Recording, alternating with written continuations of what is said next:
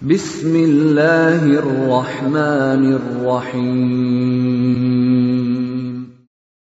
Waltakum minkum ummatun yad'una ilal khairi wa ya'muruna bil ma'ruf wa yanhauna 'anil munkar. Assalamualaikum warahmatullahi wabarakatuh. Alhamdulillah wassalatu wassalamu ala rasulillah mabad. Allah berfirman, wajahidu bi amwalikum wa anfusikum. Berjuanglah kalian, berjihadlah kalian melalui hartamu dan dirimu. Hampir semua ayat-ayat berjuangan dan pengorbanan itu dimulai dengan bi amwalikum, harta kalian, harta kalian. Saya mengajak secara praktis dan kami sudah buktikan. Rp1.000 itu bisa luar biasa dahsyat. Bisa beli mobil, bisa buat kuburan, ya, bisa membangun masjid. Uang 1.000. Mari kita satukan uang 1.000 kita. Nanti kami jemput di rekening ini, insya Allah bisa kita buat. Di rekening ini, insya Allah kita buat sebuah kekuatan umat dengan Rp1.000. Rp1.000 dahsyat. Alhamdulillah, titipan berharga dalam hati kita masih dititip oleh Allah yang bernama keimanan, yang dengannya kita nikmat dalam ketaatan.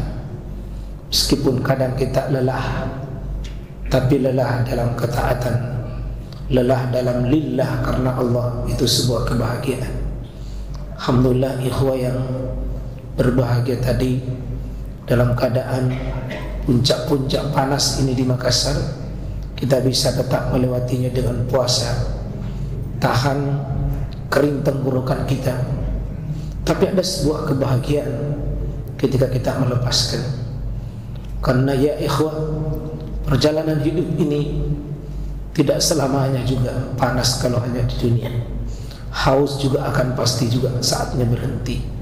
Tapi ada satu hari nanti, Pak, ketika kita memang gagal menggunakan waktu kita gagal menghargai pemberian Allah bernama iman, kita sia-siakan iman kita, maka kita akan menemui inna haula yuhibbunal ajila wa yazaruna wara'ahum yawman tsaqila.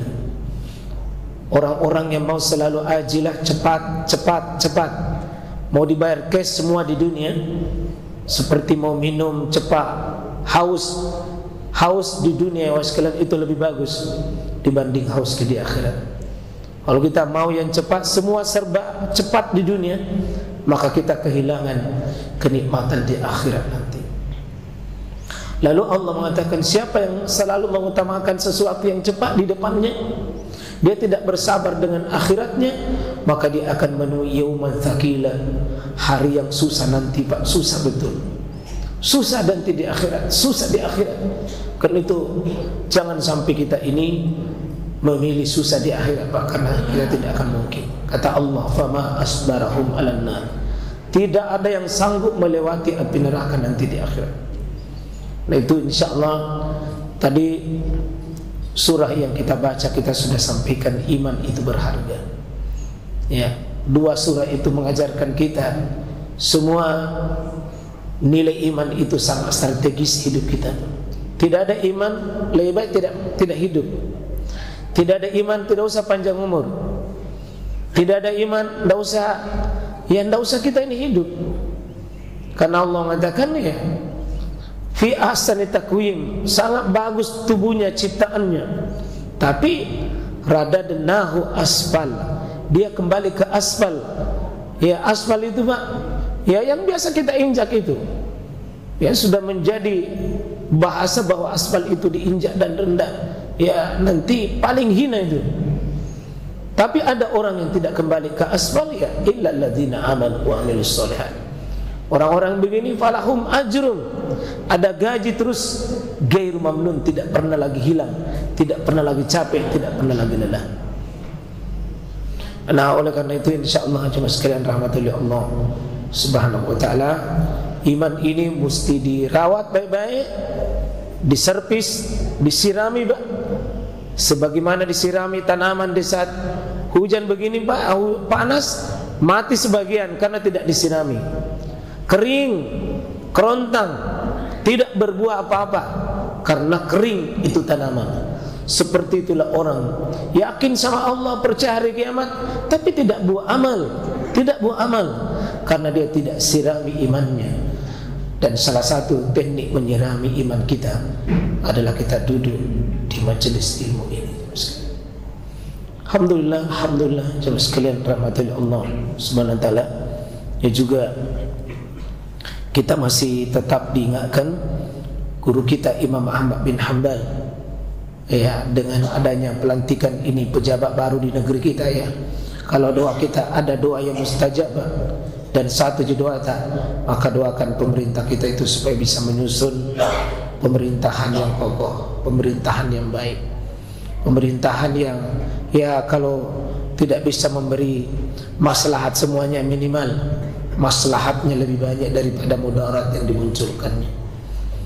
Demikian para menteri, dan tanggal 27 nanti November wajib bagi kita juga kembali memilih pemimpin kita, dan tentunya ya pemimpin yang banyak membawa maslahat, membawa faidah pada agama kita semuanya sekalian. Saya tutup di bagian ini. Hasan al-Basri dahulu mazhabnya Pak paling terkenal. Kalau kita baca 14 mazhab yang pernah ada di dunia ini paling besar, tidak ada kalah besar mazhabnya Hasan al-Basri. Tapi itu mati dan tumbang, tidak berkembang sampai hari ini. Tapi ada mazhab yang kecil sebenarnya Pak, cuma di Kufah, dan berkembang itu di Kufah, tapi dia besar. Mazhabnya Abu Hanifah. Kenapa besar? Ternyata rahasia kesuksesannya Abu Hanifah sampai mendunia, meskipun kecil. Kalau Hasan al-Basri Pak, tidak ada orang yang tidak kenal pada zamannya, tapi mati. Abu Hanifah tidak sebesar itu, tapi ternyata Abu Hanifah itu ditopang oleh kekuasaan, ditopang oleh negara Umayyah, dan di belakangnya Abbasiyah. Itu murid-murid utamanya Abu Hanifah, ya, Abu Yusuf Al-Hasan itu pada akhirnya nanti menjadi penasihat kerajaan, sehingga besar mazhabnya karena ditopang. Dan saya lihat, pelajari Pak, kapan ditopang oleh sebuah kekuasaan, cepat berkembang, cepat mempengaruhi. Itu tidak bisa diingkari. Itu saya kira penting cuma sekali. Jadi memang butuh kekuatan dari sekian kekuatan. Wa'iddu mastata'tum. Bagi orang Islam itu siapkan kekuasaan dan kekuatan, namanya sultanan nasira, kekuasaan yang bisa menolong akidah, ibadah, akhlak kita untuk syariat kita ke depan.